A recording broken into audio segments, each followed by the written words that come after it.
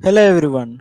My name is Mubeen Tichengwala. I am a level 1 student at Rehan College and I belong to Turbat, Balochistan. Welcome to session with another interview session with ChatGPT. Today we are going to talk about an important topic, how to be present in every moment. In today's busy world, many people worry about the future of think too much. Many people worry about the future or think too much about the past. In this interview, we will learn how to enjoy the present moment, reduce stress, and live a happier and more meaningful life. So let's begin our interview. So my first question is to ChatGPT: what does being present in every moment really mean? Being present means giving your full attention to what's happening right now, rather than letting your mind drift into regrets about the past or worries about the future. It's noticing your thoughts, your feelings, and surroundings with a sense of openness and curiosity instead of judgment or resistance. It's that sense of fully inhabiting whatever you're doing, even if it's something simple. Why do many people find it difficult to stay in the present? Many people find it hard because our brains are wired to solve problems and predict danger. So they often jump to what ifs or replay if onlys. Add to that our constant distractions like phones, notifications, and busy schedules. It's no surprise presence feels elusive. Also, emotions like stress or anxiety pull attention away because they demand constant scanning for control or safety. So, even though the present is the only moment we ever actually live in, it's easy to overlook it. How does thinking too much about the past or future affect our daily life? Overthinking usually drains energy and makes even simple tasks feel heavy because part of your attention is stuck elsewhere. You might feel more irritable, less focused, and less connected to the people right in front of you.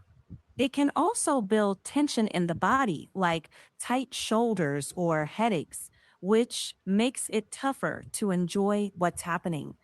In short, the more we live in our heads, the less we experience what's right in front of us. What are some simple habits that can help us become more present? Start small. One is mindful breathing. Just a few slow breaths where you really notice the air moving in and out. Another is single tasking. Pick one thing and do it without switching between tasks, maybe eating a meal without scrolling, actually tasting the food, breathing while walking instead of rushing. And if you get distracted, gently bring yourself back without beating yourself up. Over time, tiny habits like these build a calmer, more grounded presence throughout the day. How does deep breathing help us focus on the present moment? Deep breathing signals your nervous system to calm down, slowing heart rate and loosening physical tension. That makes it easier for your mind to steady. When the breath is slow and steady, your attention naturally follows, landing on what's actually happening instead of racing ahead. It's like an anchor. Each breath gently reminds you this is the moment. You don't have to fix or chase anything right now. Just be here. What is mindfulness and how can beginners practice it? Mindfulness is paying attention on purpose to the present moment with curiosity rather than judgment. For beginners, a simple start is to pick a daily activity like washing hands, showering, or making tea, and notice the sensations, the warmth, the scent, the texture, the sounds. When your mind wanders, which it will, just notice that and gently return to the moment. Short, regular moments of this practice, honestly, That's more effective than trying to force focus. Over time, it becomes more natural to stay present in both calm and stressful moments. How can we stay present while studying or working? Break study or work into short focus blocks, like 20 or 30 minutes. Then take a brief pause. While working, notice small details like the feel of your hands on the keyboard or the sound of pages turning.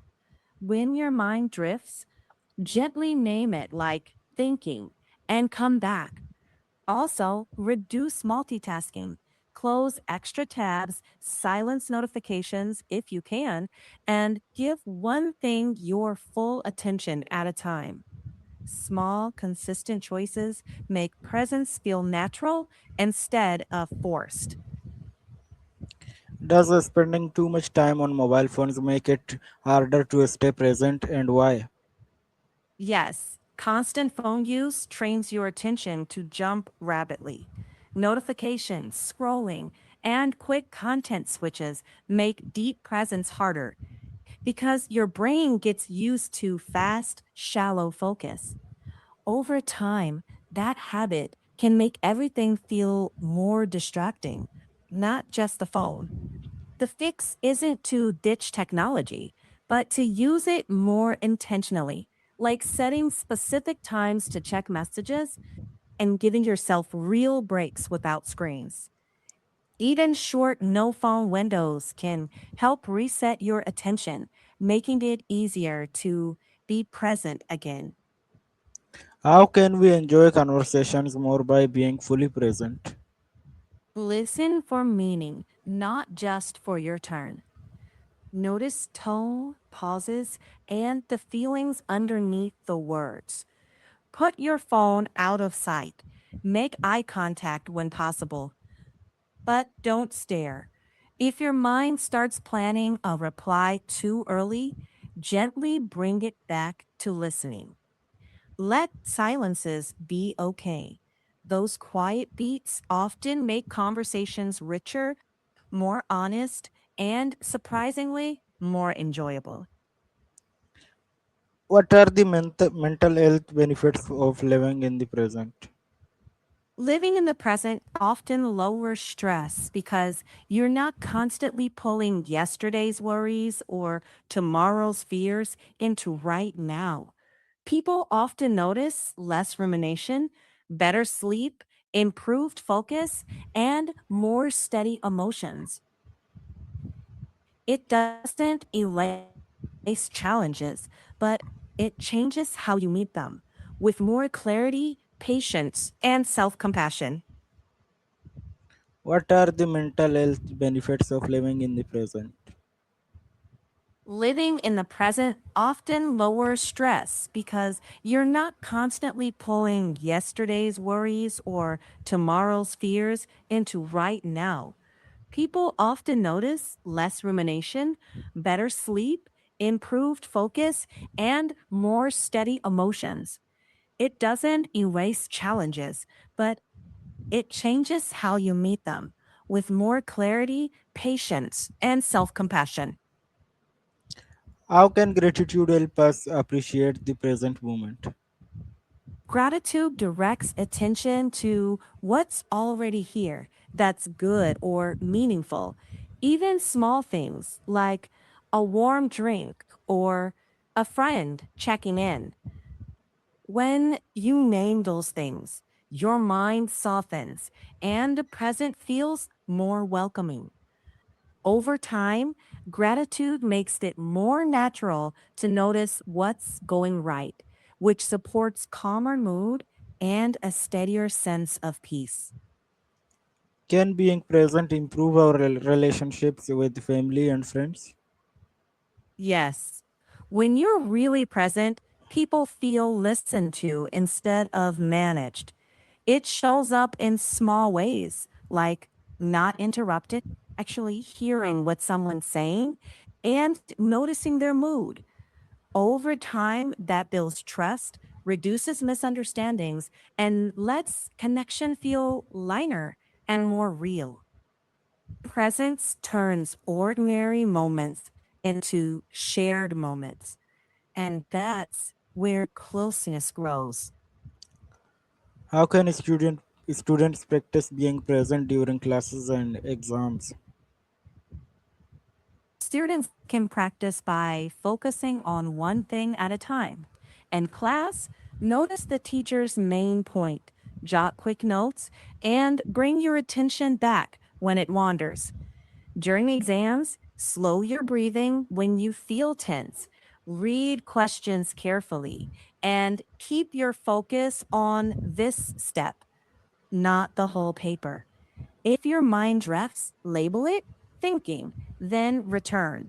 Simple, steady awareness makes learning clearer and reduces unnecessary stress. What role does nature play in helping us stay present? Time in nature naturally slows the mind. The textures, the sounds of leaves or birds, the open space, they gently pull you into the now without effort.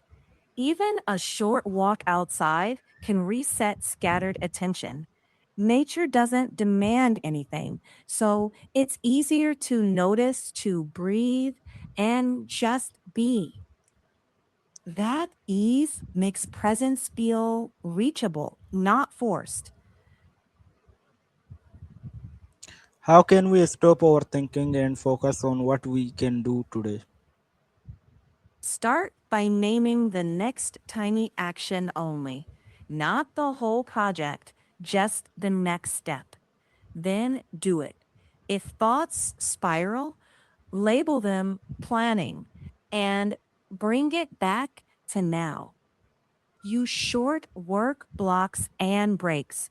Breathe slowly when you feel tension and choose one priority for today. That's enough. Small, doable, build momentum and keep you grounded in the now. What daily routine would you recommend for someone who wants to become more mindful?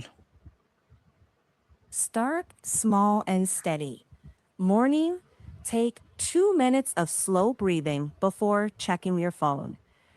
Midday, do a short mindful walk or a few conscious breaths between tasks. Evening, reflect on one thing you're grateful for. And throughout the day, pick one routine thing like making tea or brushing your teeth and do it with full attention. Over time, these little moments add up. Mindfulness becomes less a technique and more a way you move through the day, grounded, aware, and kinder to yourself. What is the biggest lesson people should remember about living in the present? That the present is the only part of life you can actually touch. The past and future only live in your mind. So come back here. When you do, even ordinary moments carry a quiet kind of richness. And that's where a more grounded, satisfying life quietly grows. Finally, what message would you like to give to everyone about being present in every moment? Be kind with your attention. It will wander, and that's okay. Each time you return to now, you're practicing. And that gentle return, again and again, is what slowly turns presence into a way of life. Thank you, ChatGPT, for sharing your valuable knowledge You're and welcome. practical advice about how to be present in every moment. I'm happy to help. I hope this interview helps everyone understand the importance of focusing on today instead of worrying about yesterday or tomorrow. Thank you to everyone for watching and supporting this interview. If you found it helpful, please share it with others so more people can learn from it. Once again, I am Mubeen Tichingwala and a level 1 student at Rehan College. I belong to Turbat, Balochistan. Thank you for watching our interview with ChatGPT. Have a wonderful day. Goodbye. Goodbye, Mobin.